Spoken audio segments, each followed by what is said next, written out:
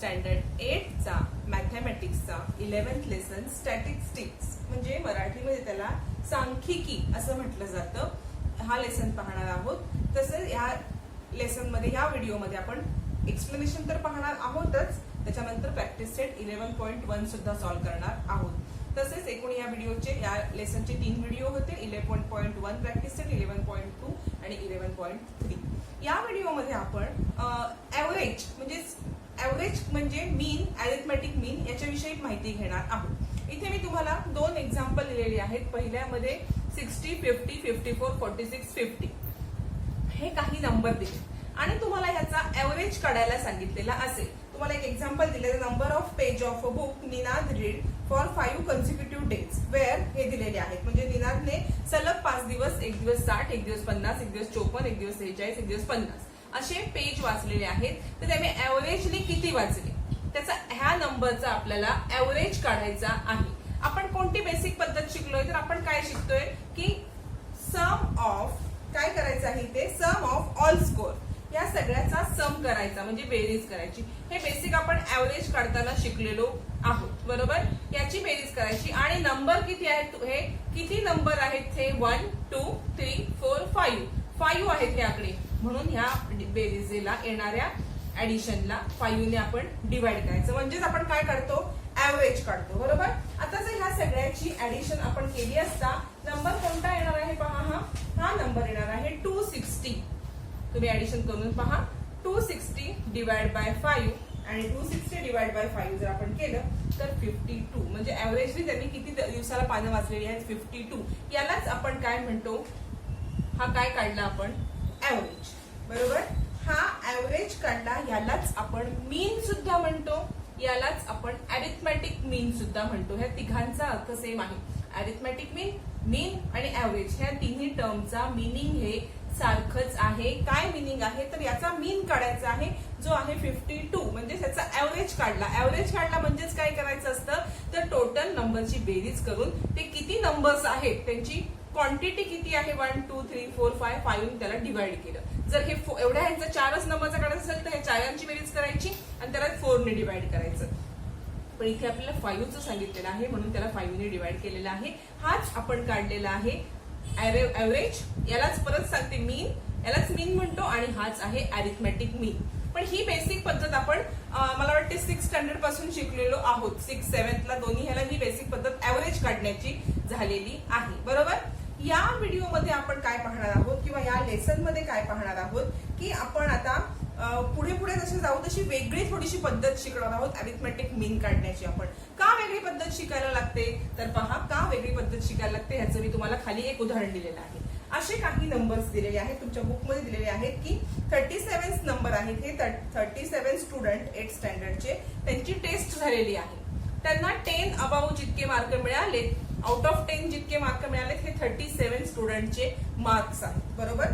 तुम्हाला काय सांगितलंय इथे, the marks obtain by 37 student of 8 in a test of 10 marks are given below. Find the mean of the data. हा जो data म्हणजे ही जी माहिती दिलेली आहे ही कसली माहिती आहे, तर 8th स्टँडर्डच्या मुलांची स्टुडंटची टेस्ट झालेली आहे 10 मार्क्सची. वर्गामध्ये टोटल किती स्टुडंट आहेत, 37. तर 37 स्टुडंटला प्रत्येक स्टुडंट इच अँड एव्हरी स्टुडंटचे हे मार्क्स आहेत.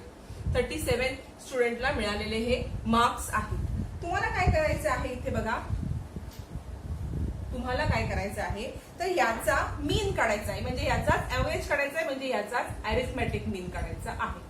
आपण मगाशी पद्धत काय बघितलेली होती की सगळ्यांची ऍडिशन करायची आणि त्याला 5 ने डिवाइड करायचं. इथे पण आपण 37 नंबरची ऍडिशन करणार आणि मग त्याला 37 ने डिवाइड करणार. ही प्रोसेस खूप लेंदी होणार आहे. जेव्हा थोडेसे नंबर असतात ना तेव्हा आपण ह्याची ऍडिशन करतो आणि लिहून टाकतो. पण हे एवढे नंबर आणि रिपीटेड झालेत बघा नंबर. म्हणजे 3 इथे पण आहे, 3 इथे पण आहे, 3 इथे पण आहे, अजून 3 इथे पण आहे, रिपीटेड झालेत हे नंबर.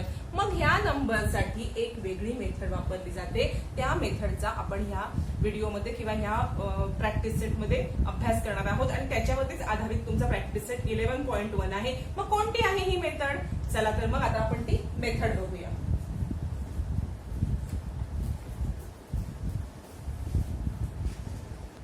पहा आपण काय पाहिलेलं आहे की 8th स्टँडर्डचे 37 मुलं आहेत. त्यांना 10 मार्कची टेस्ट झालेली आहे, त्याच्यामध्ये किती मार्क्स मिळालेत ईच स्टुडंटला ते दिलेले आहे. आणि ह्याचा आपल्याला काय काढायचं आहे, मीन काढायला सांगितले, म्हणजेच ऍव्हरेज काढायला सांगितले, म्हणजेच अरिथमेटिक मीन काढायला सांगितले. आपण काय पाहिलेलं आहे, सगळ्यांची बेरीज करून त्याला आपण 37 नी डिवाइड करू शकतो, पण हे खूप लेंदी होईल प्रोसेस. आणि सगळ्यात महत्वाची गोष्ट म्हणजे इथे एकच नंबर रिपीट झालेला आहे, बरोबर. म्हणजे आता आपण 4 बघितलं तर 4 सुद्धा खूप वेळा आलेला आहे, बरोबर. म्हणून एक सोपी पद्धतीने आपण पाहणार आहोत. अशा पद्धतीने आपण हा चार्ट केलेला आहे. पहा, चार्ट मध्ये आपण काय लिहिलेलं आहे, तर सगळ्यात पहिलं मार्क्स म्हणजे काय, तर 2 मार्क्स. 2 मार्क्स हे किती जणांना मिळाले ते आपण पुढे लिहिणार आहोत. पहा, 2 मार्क्स किती जणांना मिळणार आपण ते लिहायचं आहे. पहा आता काय करते मी ते. पहा, 1 मार्क आहे का कोणाला मिळालेला नाही, म्हणून डायरेक्ट कमीत कमी किती आला, 2. 2 नंतरचा लहान आकडा कोणता आहे, 3. 3 नंतर 4 सुद्धा इथे आहे, ते मी लिहून घेतले. 4 नंतर 5 आहे, ते लिहून घेतले. 6 मार्क्स आहेत, 7 मार्क्स आहेत, 8 मार्क्स आहेत, 9 मार्क्स आहेत, 10 मार्क्स पण काही जणांना मिळालेले आहेत. हे काय आहे, मार्क्स. ह्याला आपण म्हणतो x1. 2 marks, 3 marks, 4 marks, 5 marks, 6 marks, 7 marks, 8 marks, 9 marks, 10 marks.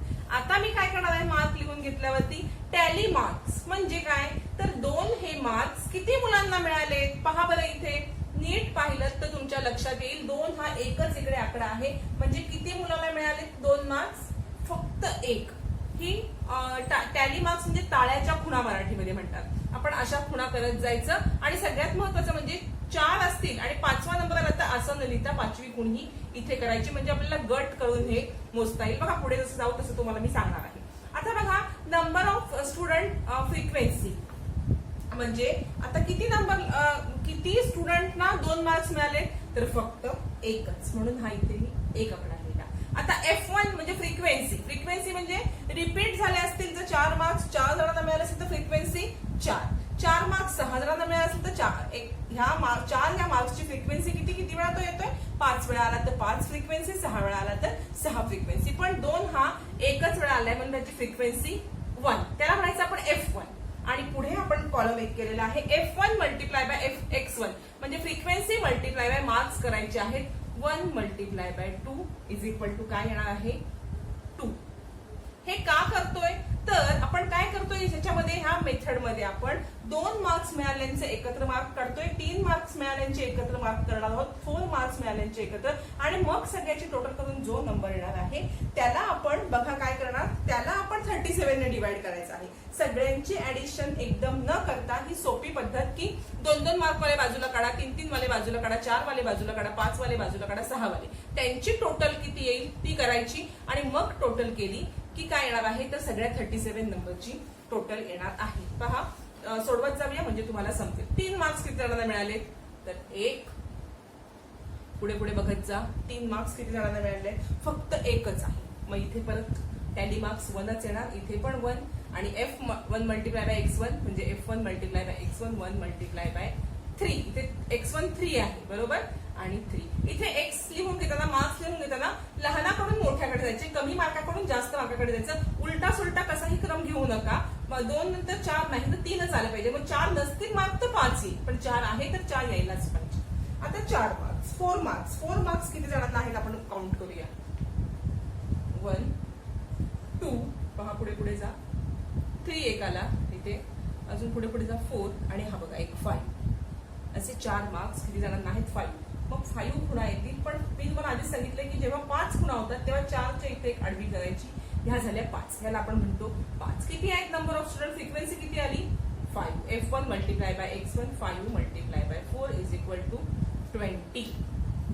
बघा, आहे ना सोपं. तसंच आता 5 वाले किती आहेत ते शोधायचे आहेत. बघा, शोधा 5 वाले किती आहेत. 5 मार्क्स किती, 1, पुढे 2, अजून 5 मार्क्स किती जणांना आहेत, फक्त 2च आहे, म्हणून 2 मार्क ते tally marks 2. Number of student 2, 5 multiply by 2 म्हणजे F1 मल्टिप्लाय बाय X1 करायचं आहे, किंवा 2 मल्टिप्लाय बाय 5. F1 2 आहे, 2 multiply by 5 is equal to 10. अशा पद्धतीने 6 किती आहेत, तर 6 पहिले तुम्ही जर मोजलेत 6 तर 6 सुद्धा 5 आहेत, म्हणून आपण असं करणार, इथे 5 लिहिणार. 5 multiply by 6 is equal to 30. 7 पाहिलं तुम्ही नीट मोजलेत तर 7 6 आहे, म्हणून हे 5 असे आणि हा 1 6 आणि F1 काय आला 6. किती स्टुडंटला 7 मार्क्स मिळाले 6. 6 मल्टिप्लाय बाय x1 किती आहे 7. 7 मल्टिप्लाय बाय 6 आलेला आहे 42. 8 पाहिले तुम्ही मोजा वाटल्यास हवे तर 1 2 पुढे पहा 3 4 आणि अजून 3 4 बघा इथे एक राहिला 5. 8 मिळाले आहेत 5 जणांना. 5 फ्रिक्वेन्सी आली 5 F1 मल्टिप्लाय बाय x1 40. अशा पद्धतीने 9 मार्क्स 8 जणांना आहे. तुम्ही मोजू शकता. मी इथे मोजत बसले तर खूप मोठा होईल व्हिडिओ. आता इथे काय करणार 8 multiply by 9 is equal to 70. 2 राहिले 10 4 जणांना मिळालेले आहेत. 10 4 जणांना मिळालेले आहेत. फ्रिक्वेन्सी आली 4 आणि 4 मल्टिप्लाय बाय 10 40. आता काय करायचं आहे आपल्याला इथे तर नंबर ऑफ स्टुडंट हे तुमचे 37 आले पाहिजेत. हे जर तुम्ही ऍडिशन केली असता इथे 37 येत आहे. हे आलं म्हणजे तुमची टॅली बरोबर आली, कारण 37 स्टुडंट सगळे स्टुडंट इथे प्रेझेंट असले पाहिजेत. बरोबर 37 आले. आता आपण हे जे आन्सर आलेले आहेत या आन्सरची ऍडिशन करायची. ही ऍडिशन आपली येते बघा F1 मल्टिप्लाय बाय x1. आपण इथे लिहित नाही मल्टिप्लायचं चिन्ह. 259 आलेली आहे ऍडिशन. आता हे काढून झाल्यावरती आपण काय करणार मीन काढण्यासाठी मीन इज इक्वल टू किंवा अरिथमेटिक मीन किंवा ऍव्हरेज काढण्यासाठी आपण काय करणार F1 multiply by x1 divide by n म्हणजेच 259 डिवाइड बाय n किती आला आपला n म्हणजे हा n आलेला आहे. टोटल नंबर ऑफ स्टुडंट किती आले 37 डिवाइड बाय 37 केला असता आन्सर येणार 7. मीन आपला आलेला आहे 7. स्टॅटिस्टिक मध्ये तुम्हाला या पद्धतीनेच मीन किंवा ऍव्हरेज किंवा अरिथमेटिक मीन काढायचा असतो. ही मेथड आहे स्टॅटिस्टिक मध्ये ऍव्हरेज किंवा मीन किंवा अरिथमेटिक मीन काढण्यासाठी. समजते तुम्हाला? अजून समजत नसेल तर आपण पुढे प्रॅक्टिस सेट जेव्हा सोडवायला घेऊ तेव्हा तुम्हाला समजण्यासाठी मदत होईल. पहा आता आपण प्रॅक्टिस सेट 11.1 स्टार्ट करतोय. 11.1 मध्ये तुम्हाला फर्स्ट क्वेश्चन आहे the following table shows the number of sapling planted by 30 student. Fill in the boxes and find the average number of sapling planted by each student. म्हणजे काय सांगितलेलं आहे किती student आहेत आणि त्यांनी काय केलेलं आहे झाडं लावलेली आहेत, प्लांट लावलेले आहेत आणि काय केलेलं आहे त्याचा आपल्याला हा चार्ट दिलेला आहे. बघा 30 स्टुडंट पैकी इथे तुम्हाला सांगितलेलं आहे नंबर ऑफ सॅपलिंग स्कोर्ड 1. म्हणजे एक झाड कुणी लावलेलं किती विद्यार्थ्यांनी लावलेलं आहे 4. 2 झाडं किती विद्यार्थ्यांनी लावलेली आहेत 6. 3 ट्रीज किती विद्यार्थ्यांनी लावले आहेत 12 विद्यार्थ्यांनी आणि 8 स्टुडंट. बरोबर. आता काय करायचं आहे आपल्याला याच्यामधून तुम्हाला मीन काढायचं आहे. काही अवघड नाहीये. इथे आपण काय करतो तर F1 multiply by x1 4 multiply by 1 4 6 multiply by 2 12 multiply by 3 केला असता आन्सर किती येणार आहे 36 आणि 8 मल्टिप्लाय बाय 4 इथे आन्सर येणार आहे 84. आता काय करायचं आहे n काढण्यासाठी ह्या सगळ्यांची तुम्हाला टोटल करायला लागणार आहे जी टोटल येणार आहे 30. हे सगळे स्टुडंट आहेत ना. म्हणजे एक झाड किती विद्यार्थ्यांनी लावलं तर 4 स्टुडंटनी. 2 झाडं किती विद्यार्थ्यांनी लावली 6 स्टुडंटनी. 3 12 स्टुडंटनी. 4 8 स्टुडंटनी. म्हणजे 8 विद्यार्थ्यांनी प्रत्येकी 4 झाडं लावली. आपण हे काय काढलेलं आहे. आता ह्या सगळ्याची ऍडिशन केली की आपल्याला काय येणार आहे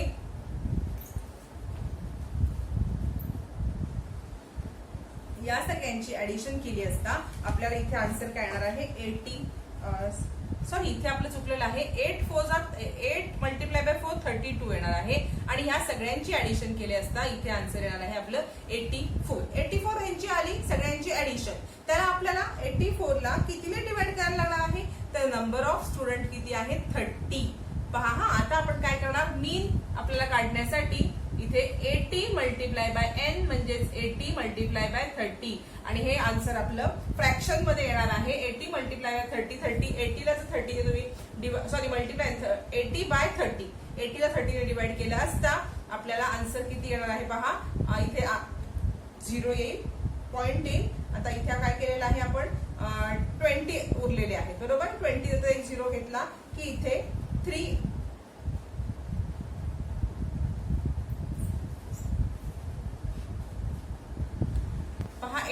घ्यायचा आहे 84 आहे इथे, चुकून माझ्याकडून 80 झालेला आहे. 84 डिवाइड बाय 30 केला असता 32 जा 60, 24 वरून 0 एक कॅरी केला, इथे आपण डेसिमल पॉइंट दिलेला आहे आणि 8 ने मल्टिप्लाय केल्यावरती 240 म्हणून आन्सर आलं 2.8. 2.8 काय आलेलं आहे, ऍव्हरेज आलेला आहे 2.8. हे तुम्हाला फिल इन द ब्लँक्स फक्त होत्या. अजून एक एक्झाम्पल आहे प्रॅक्टिस सेट 11.1 मध्ये, ते आता सॉल्व्ह करूया आपण. सेकंड एक्झाम्पल काय आहे बघा. The following table shows the electricity in units used by 25 families. पहा म्हणजे इथे काय दिलेलं आहे, 25 फॅमिलीचं युनिट दिलेलं आहे इलेक्ट्रिसिटी बिल.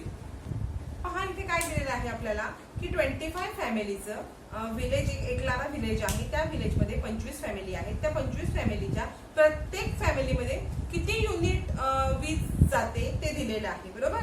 त्या किती युनिट वीज लागते एका महिन्याला, मंथ ऑफ मे महिन्याचं त्यांचं प्रत्येक फॅमिलीमध्ये किती इलेक्ट्रिसिटी बिल युनिट पडलेलं आहे ते दिलेलं आहे. Complete the table and answer the following. बघा काय दिलेलं आहे आपलं table.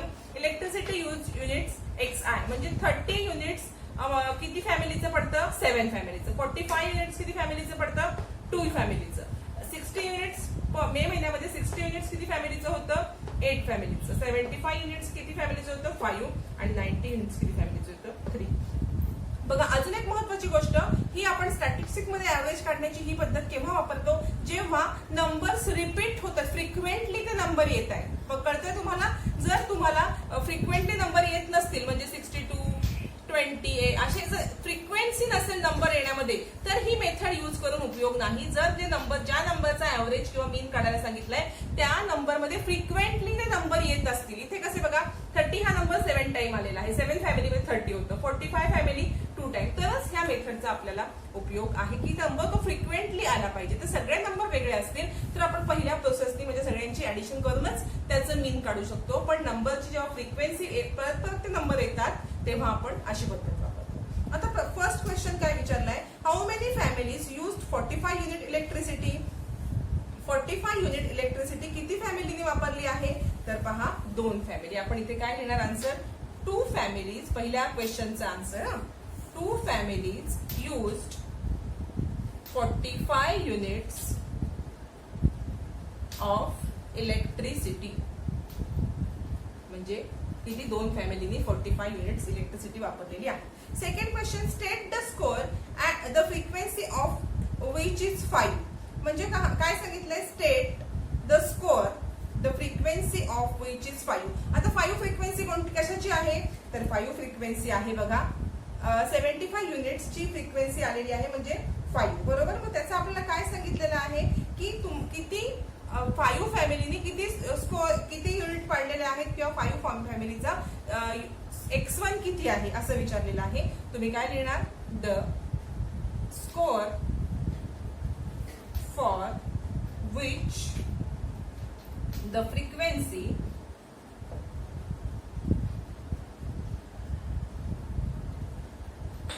is 5. Frequency is 5 is 75 answer आलेला आहे. थर्ड काय सांगितलंय, फाइंड एन. आपल्याला फाइंड एन फाइंड करायचा आहे.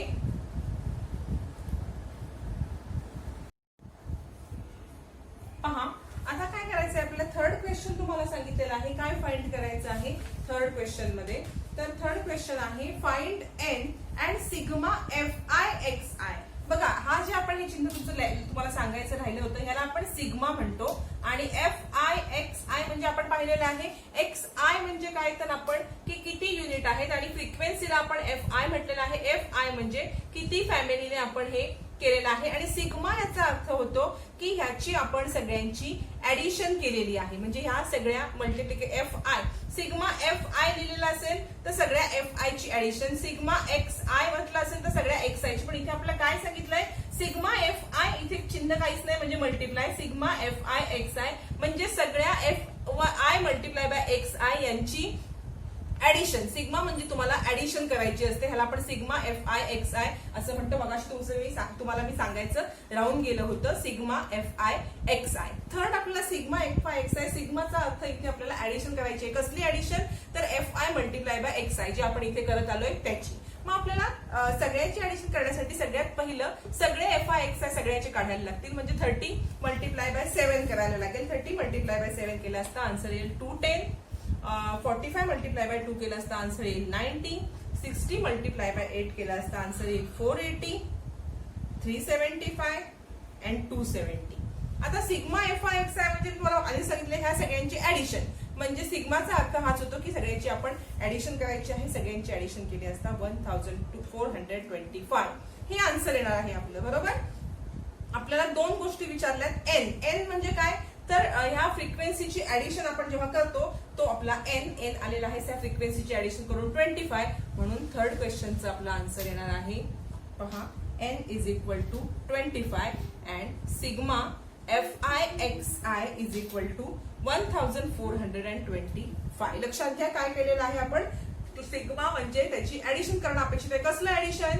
तर FI मल्टिप्लाय बाय XI, जे आपण हे सगळे ठेवतो ह्यांची ऍडिशन. इथे सिग्मा याचा उच्चार सिग्मा करायचा आणि ह्याचा अर्थ आहे की तुम्हाला ह्याची ऍडिशन करायला लागणार आहे. बघा एकदम सोपं आहे, अवघड असं काहीच नाहीये. आता फोर्थ क्वेश्चन बघूया.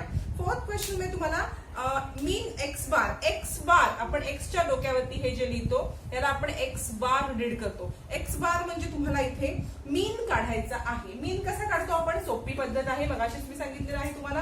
काय करतो आपण? मीन काढण्यासाठी आपण काय करणार आहोत तर सिग्मा FI XI म्हणजेच या सगळ्याची ऍडिशन. बघा हा, X bar is equal to sigma FI XI divide by N. N म्हणजे टोटल नंबर ऑफ फ्रिक्वेन्सी जी आलेली आहे त्याची आपण फ्रिक्वेन्सीची ऍडिशन केलेली आहे. बरोबर. एक्स बार काढण्यासाठी हा किती आलेला आहे? 1425. Sigma F1 X1 divide by N आपला आहे 25. एक्स बार म्हणजेच मीन काढण्यासाठी आपण काय करतो आता हे याची ऍडिशन डिव्हिजन केली असता आन्सर येणार आहे 57. Mean X bar is equal to 57. The mean of electricity used by each family in a month of a May is 57 unit. म्हणजे प्रत्येक फॅमिलीला आपण इथे वर्ड मध्ये लिहिलं तरी चालेल. The mean of electricity used by each family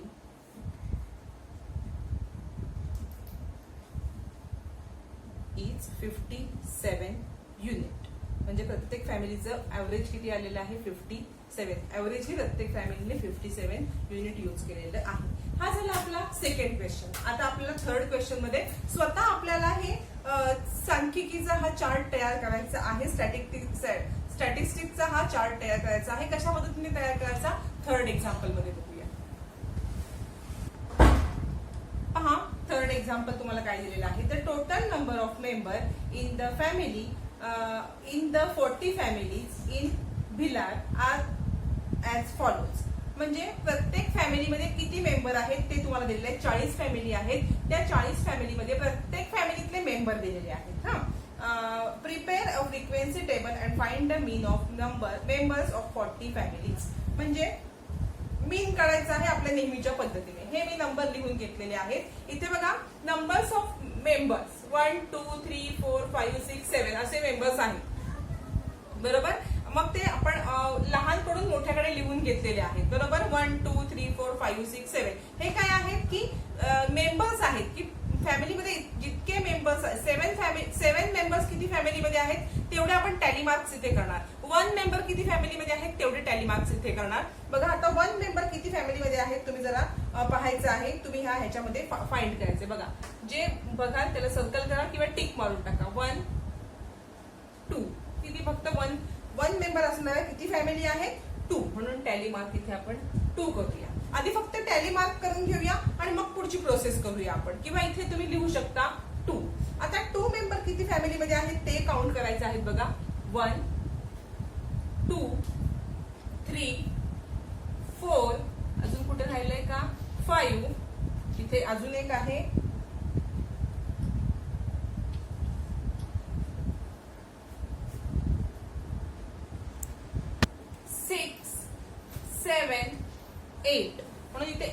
करून घ्यायचे. 8 मार्क करताना 5 झाल्यावरती आपण एक क्रॉस करतो 4 आणि फिफ्थवी क्रॉस करतो आणि हे 3 इथे आपण 8 लिहिलेले आहेत. आता 3 मेंबर्स किती फॅमिलीमध्ये आहेत ते आपण पाहायचे आहेत. पहा 1 2 3 4 5 6 इथे करायला 7. मग इथे 7 करायचे आहे. टॅली मार्क्स हे 5 आणि 2 इथे लिहिले 7. अशाच पद्धतीने 4 किती फॅमिलीमध्ये आहेत ते पाहायचं आहे. 4 सुद्धा 8च फॅमिलीमध्ये आहे. तुम्ही नीट बघितलं 1 2 3 4 5 6 7 8 फॅमिलीमध्ये 4 आहे. म्हणजे 4 मेंबर 8 फॅमिलीमध्ये. 8 फॅमिली अशा आहेत की त्याच्यामध्ये 4 मेंबर्स आहेत. इथे 8 लिहायचं आहे. 5 किती फॅमिलीमध्ये आहेत तर 5 आहेत 7 फॅमिलीमध्ये. आता मी प्रत्येक वेळेला मोजत नाही, तुम्ही मोजायचं आहे. बघा बरोबर एकदा वाटल्यास बघ. 1 2 3 4 5 6 आणि 7 फॅमिलीमध्ये 5 मेंबर्स आहेत इथे लिहिले. आता 6 मेंबर किती फॅमिलीमध्ये आहेत तर 6 मेंबर 6 फॅमिलीमध्ये आहेत. तुम्ही मोजायचं आहे. मी मोजलेलं आहे आणि लिहिते इथे. आणि 7 मेंबर तुम्ही पाहिजे तर 7 फक्त 2 फॅमिलीमध्ये म्हणून 2. जर एवढा चार्ट प्रिपेअर करून घेतला.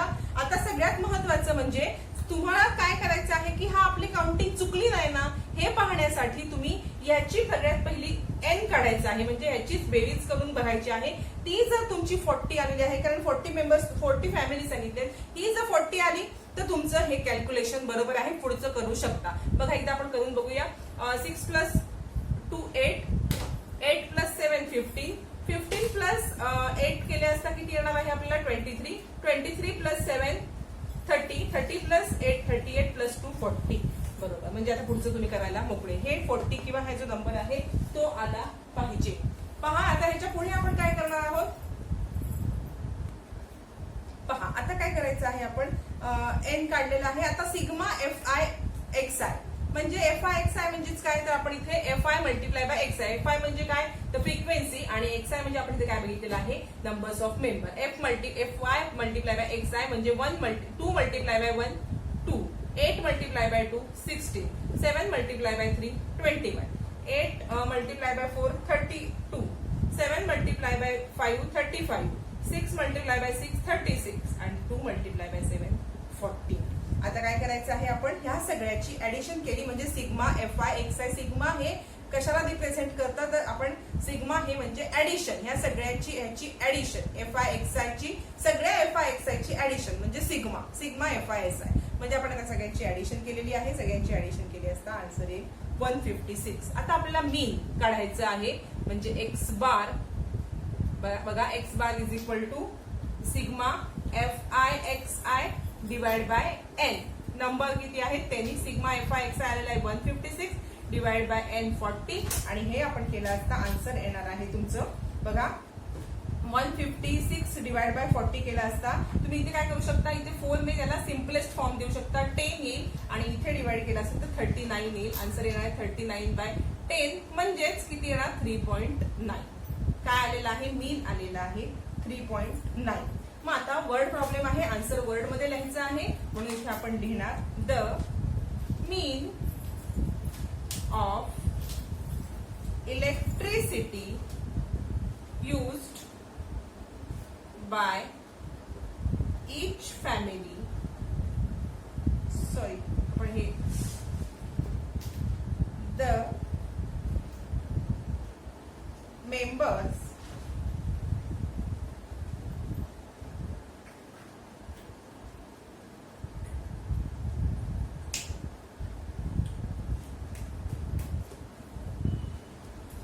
The mean of the members of 40 family is 3.9. मीन किती आलेला आहे त्याचा ऍव्हरेज किती आलेला आहे एका फॅमिलीचा तर 3.9 हा मीन आलेला आहे. 40 फॅमिलीचा मीन काढलेला आहे आपण. बरोबर. आता आपण एक 4th एक्झाम्पल लास्ट या प्रॅक्टिस सेट मधलं आहे ते पाहणार आहोत. पहा काहीही अवघड नाही. स्टेप बाय स्टेप सोडवत जायचं आहे म्हणजे तुम्हाला समजायला सोपं जाईल. मधली स्टेप चुकली की पुढचं एक्झाम्पल चुकू शकतं म्हणून स्टेप बाय स्टेप जायचं आहे. आणि सगळ्यात महत्वाचं म्हणजे हे लिहून टॅली करून झाल्यावरती हा नंबर आला पाहिजे व्यवस्थित मग पुढचं करायचं आहे.